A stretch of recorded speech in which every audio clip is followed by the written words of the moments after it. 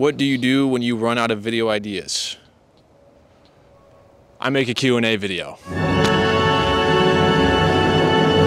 cannot feel my fingers, if you were wondering. Question number 1. Average day? Question mark. Fantastic question. My average day looks kind of like this. 7 a.m. Wake up. Wake up. Wake up!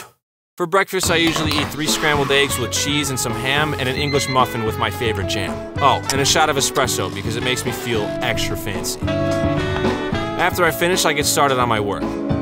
This usually lasts for a few hours until I realize how horrible I smell, which means it's shower time. After my shower, I eat my lunch, watch some YouTube videos, and then I get back to my work until about 6 p.m. Dinner is served. Then comes the after-hour activities, which usually consist of going out with friends, watching a movie, or playing Bloons TD battles. After that, well, yeah. Question number 2, what are your inspirations? Well, I have a lot of inspirations that range from creative inspirations to self-improvement and life inspirations, but I will just give you my top 5 overall, and you can try to figure out what kind of inspiration I draw from them. Number 1, Vinland Saga. This show has changed my life in so many ways, and I plan to get a tattoo from it soon. I highly recommend you watch it no matter who you are, especially if you're going through a rough time. And I don't care if you think anime is cringy or whatever, just shut up. If you don't like anime, you're still gonna like this show. I don't wanna hear it, just try it. Number 2, Shy Guy. One of my favorite creators and fellow Illinoisan who makes, well, he makes this. Number 3, Wes Anderson. Do I really need to explain this? A terrific piece of information. Number 4, Better Ideas. He has been a massive inspiration for a lot of the motivational videos I've made and has helped me think about things differently in times of struggle. And finally, I think we all know who's up next. Gox. It goes without saying that Gox has been one of the biggest inspirations for me creatively. From his choice of music to his impeccable pacing, his videos are on a level I can only hope to reach, and it keeps me pushing myself every single day, and I honestly plan to steal his brain one day, but please do not tell him that. And my honorable mention, Jake Frew. This video of his is what inspired me to make the video that started it all. Question number 3, room tour. Sure, let's divide it up by walls. Wall number 1, dusty broken guitar, retired lacrosse helmet, IKEA lamp, bleach figurine, lenses, vintage mini fridge that may or may not work, cameras that may or may not work, Yosemite map, sick frog light switch, I guess. Wall number 2, Turtle 1 and Turtle 2, Feisty and Lee. I named them when I was like 5, please leave me alone. Dirty, nope. Clean clothes, right. Wait, I actually have no idea. Vinland Saga volumes, film camera, bed. Wall number 3, sick Japanese calendar that's meant for 2024, but I'm not buying a new one. Lacrosse stick, poster of the bear. My favorite Yosemite photo. IKEA pegboard with cool stuff. Plant 1, awesome lamp, bunch of random shit. Then, window. Okay, the main attraction, wall number 4. Standing desk, laptop, keyboard, PC, cable management, don't look at that. Plant 2, awesome lamp, YouTube plaque, bleach mask, Kodak pocket photo guide, I guess. Vinland Saga poster, yes, keep admiring. IKEA clock, film camera, 2025 goals. Yeah, that's enough snooping around there. Awesome lamp number 4, stole it from Gox, but you know, sue me. I like the way it looks. Longboard, and plant number 3. This concludes my little room tour. This took like 7,000 takes, so please. Question number 4. How do you deal with burnout?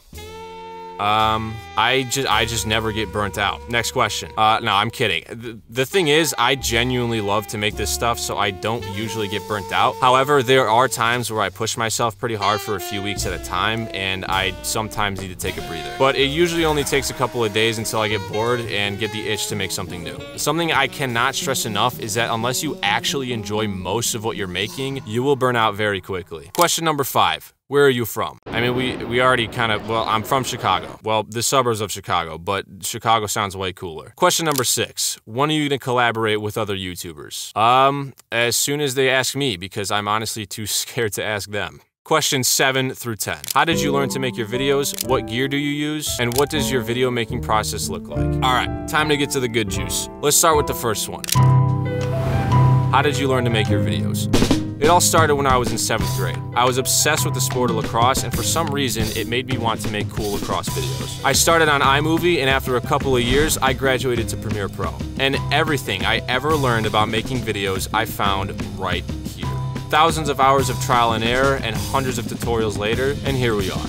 What gear do you use? Before I tell you that, I have to tell you about lighting. Lighting can make a boring shot look, well, less boring. If you can nail this part, then your gear really won't matter all that much. But to answer your question, I use the Sony FX3 with an assortment of lenses. And as you can see, even though I'm still using the FX3, this shot sucks. There, that's better.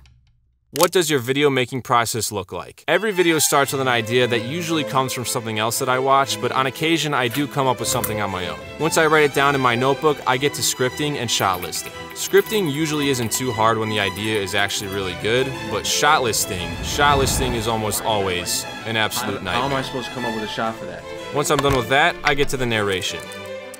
Narration comes first because I often like to lip sync in my videos to give it an extra interesting touch, inspired by Wes Anderson. You didn't need to count them. Those nimble fingers were never wrong. And Gox. For instance. Then comes the fun part, filming. Depending on the project, this part can be super fun or extremely frustrated because of my relatively tiny room. Some shots can take up to a couple of hours to get just right, but after a few days and lots of deep breaths, we can call it a wrap on the filming part. Once I have everything recorded and uploaded to my laptop, I start making cuts in Premiere Pro. This is where all the organizing, pacing, sound, and music are all put together to make what we call the rough cut. Pacing is usually just intuition, but lots of times the music that I find helps give me a better idea on how to pace my video, making music the most important piece of the puzzle. Music is what brings your video to life and helps you make connections with your audience. And in order to find the right music for that, I use MusicBed. The only way that you can create projects that truly resonate with your audience is with authenticity. And the only way that you can get authenticity is to invoke emotions in your viewers. And the only way to fully invoke emotions in your audience is with, you guessed it, music. And I'm not talking about cheesy, generic, royalty-free music. No, I'm talking about real, authentic, cinematic, emotional music. And after all the research I've done, I continue to come right back to MusicBed for every project.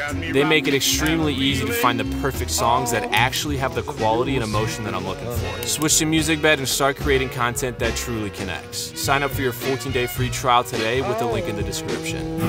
Thank you to MusicBed for sponsoring this video. Okay, where was I? Oh, right. Once I've got my music chopped up, it's time to bring the rough cut to DaVinci Resolve for color grading.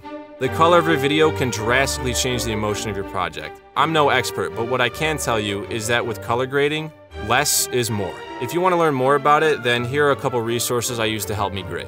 After that, I export it back into Premiere Pro to add things like titles, animations, and transitions. And with that, my masterpiece is finished. I usually spend about 30 to 50 hours on a single video, depending on its length. Question number 11. Are you happy? I don't know. Are you happy? No! He's fine. I think.